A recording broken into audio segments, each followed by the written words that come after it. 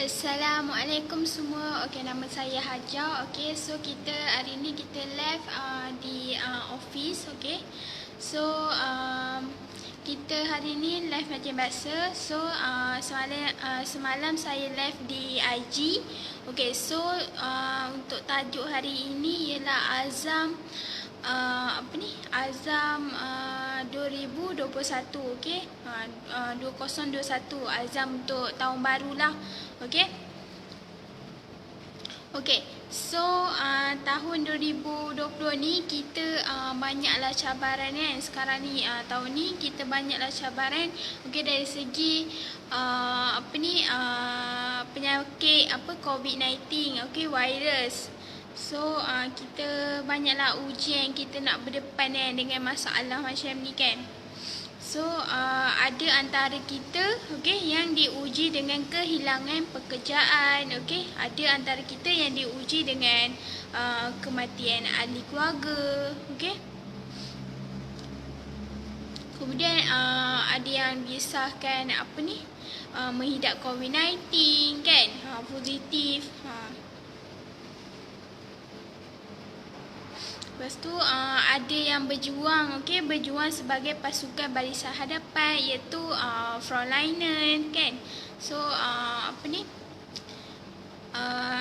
nak melawan penyakit COVID-19 ni, okey, dan menyimpan kerinduan yang mendalam terhadap keluarga yang ditinggalkan, seperti barisan hadapan lah. Okey, banyak tugasan yang mereka lakukan, okey, sampai tak ada masa lah, tak ada peluang nak meluangkan masa bersama keluarga lah, okey. Okey, sehingga kan ada sebilangan yang hampir kehilangan arah untuk meneruskan kehidupan, okey. So sayulah jiwa kita bila kita mendengar, okey, dan kita membaca banyaklah luahan, okey. So 2021 ni nak makin hampir lah. So dah hari Jumaat ni, okey, dah masuk tahun 2021. So minggu ni lah kan, okey. So marilah kita tanamkan, okey, tanamkan azam, okey, bangun bangun perlahan, okey. So kita rawat luka yang terjadi semalam lah, okey, yang terjadi pada kita, okey, dahulu, okey. Jadikan solat, okey, sebagai ubat lah, ubat kepada rasa gundang yang mendalam, okey. Kemudian kita nilaikan semula keadaan solat kita, okey, solat kita, okey, seharian. Adakah disempurnakan, okey, sebaik sahaja laungan azan, okey. So maksud dia bila dah tiba azan tu, adakah kita sempurnakan solat tu, okey. Adakah kita solat pada awal waktu, okey, ataupun kita tanggung-tanggung ke kan. So mari okey, sama-sama kita jadikan tahun baru kita tu sebagai pencetus buat kita untuk dalam menyempurnakan ibadat solat kita, okey. So azam 2021 ni, okey. So banyaklah bila masuk tahun baru je mesti kita akan buat satu satu goal lah, kita punya harapan, okey, harapan baru kita, okey, azam baru kita, okey, new goal, okey. So kita akan buat planner, okey, planner, okey.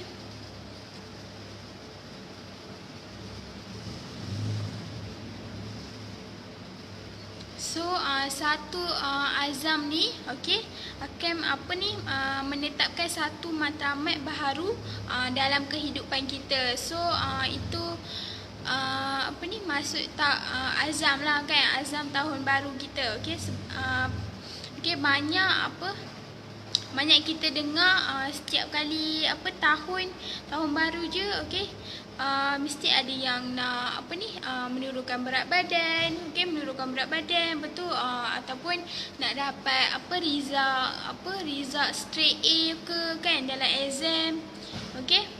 Ada yang nak menjadi bisnes yang buat bisnes yang nak jadi seorang seorang yang berjaya ke kan, usahawan yang berjaya, okey.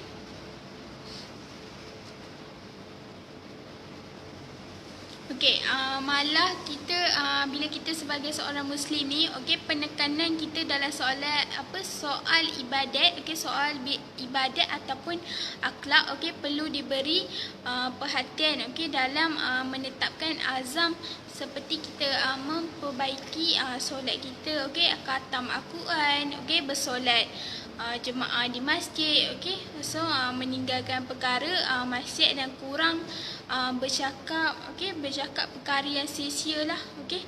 Berdakwah ataupun berundi motivasi, okey, iaitu Baktia Fitri, okey, Abdul Hamid, okey.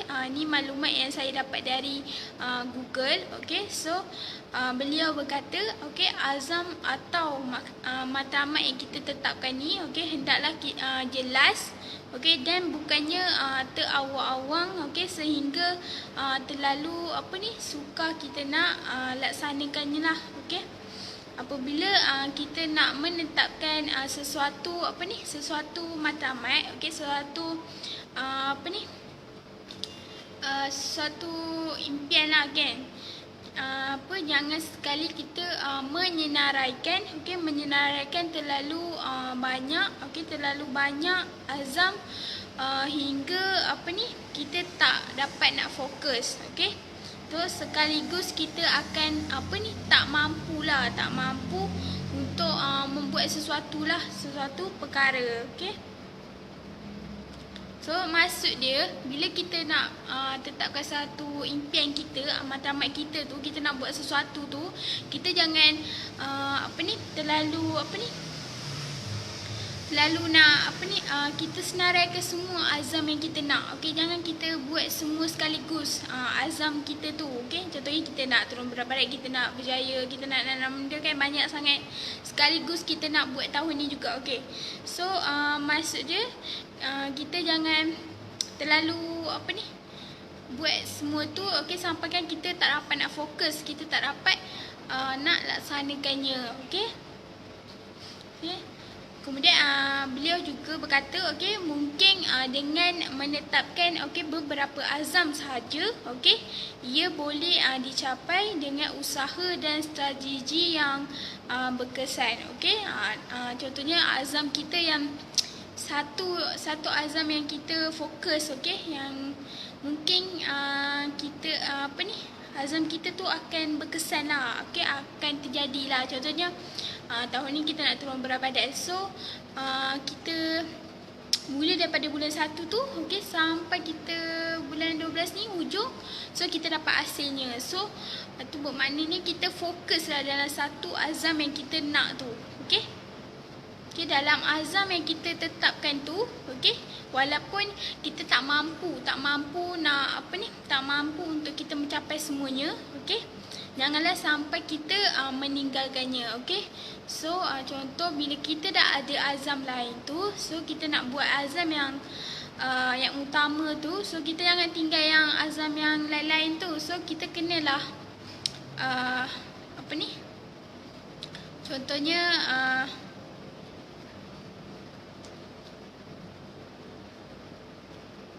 okay, contohnya kita kita buat satu tu, so yang lain tu kita tak buat. So kita janganlah tinggalkan yang lain tu, okey. So kita kenalah usaha, okey. Lebih banyakkanlah berusahalah bersungguh-sungguh, okey. Okey, dua azam okey yang dicadangkan untuk kita berusaha bersungguh-sungguh okey tanpa kita berhenti okey walaupun masih belum berjaya okey. So ialah memperbaiki dan menambah baik ibadat kita okey. Rasulullah SAW bersabda okey bahawa diperlihatkan kepadaku okey tiga golongan yang manusia dari umatku okey yang mula-mula masuk syurga mereka adalah orang mati syahid okey, orang fakir yang tidak meminta-minta okey dan orang yang tidak disibukkan pekerjaannya daripada taat beribadah kepada Allah.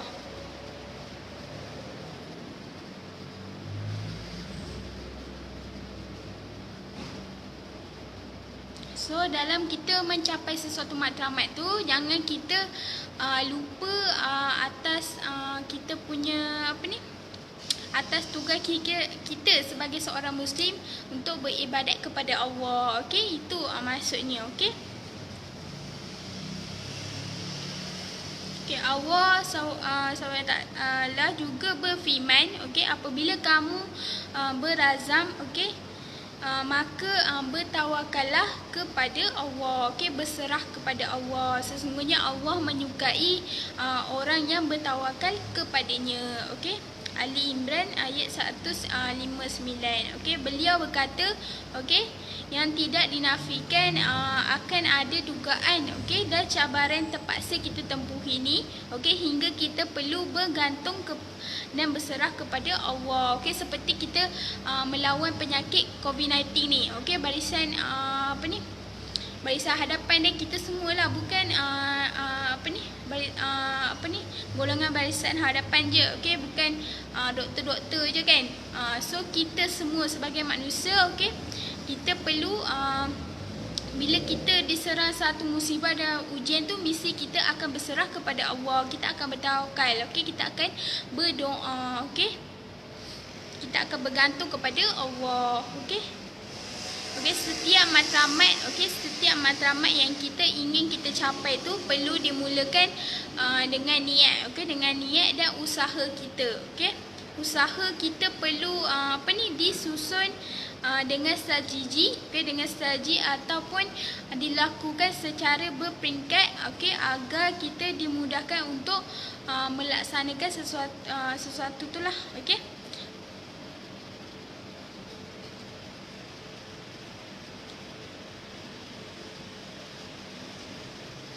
So kita perlulah bertawakal kepada Allah okey kerana setiap apa yang sahaja kita lakukan ni okey kita mesti berserah okey dan yakin dengan pertolongannya okey kerana insya-Allah Allah akan memudahkanlah okey.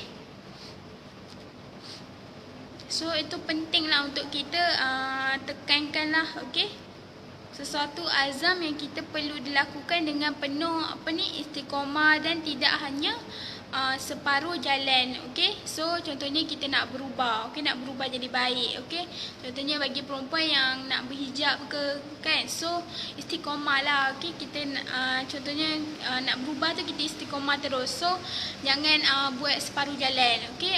So bila kita dah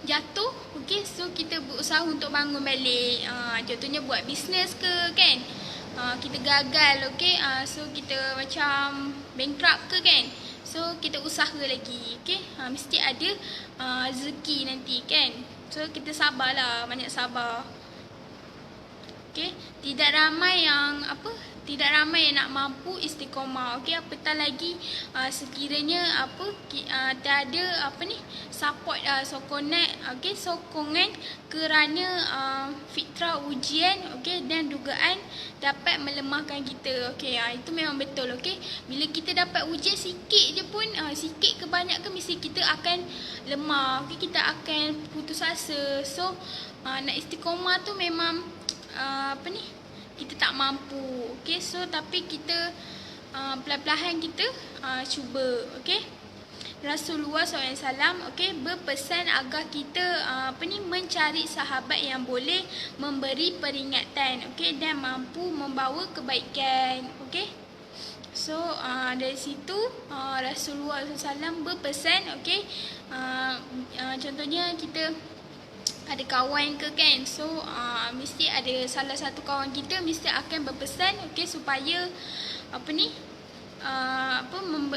dia akan memberi nasihat lah kepada kita buat ini buat itu. Contohnya dia ajar kita dalam bisnes ke, kau kenalah sabar, kau nak buat ini kau kena ni lah kan, macam tu lah. Contohnya kawan kita dah berjaya dalam satu bisnes tu, kita nak belajar, kita nak baru nak start buat bisnes, so dia ajarlah macam ni, dia macam ni, so kita kenalah ikutlah, sabar, dengar nasihatnya,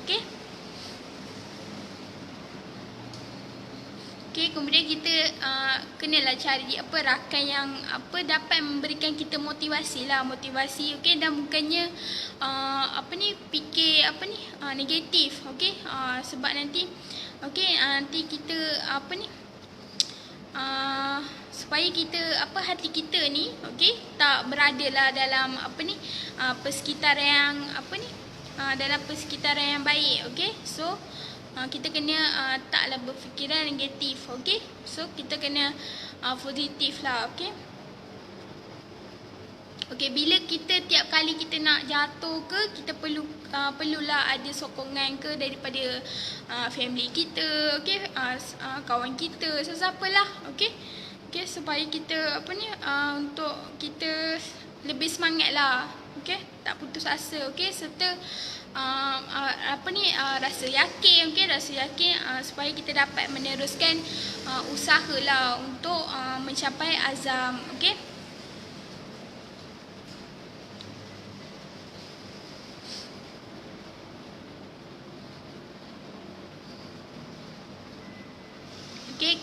selain itu kita diingatkan supaya kita tak bertanggung lagi untuk melakukan kebaikan, sementara kita ni masih diberi peluang lagi, contohnya nak berubah, so kita masih ada peluang lagi untuk kita berubah, tak semua orang jahat,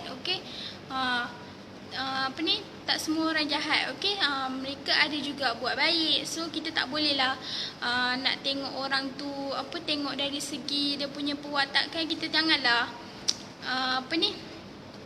cakap orang tu buruk-buruk ke, so azam 2021 ni kita kenalah terapkan dalam diri kita,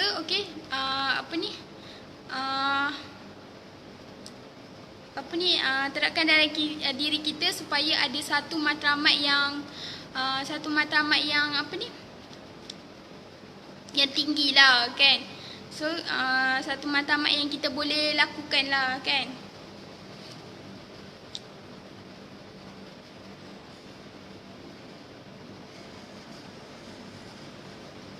So pengajarannya dari tajuk ni Azam 2021 ni nanti kita tak lalu jangan berhibur, jangan gembira sangat, jangan sedih sangat macam itulah kan.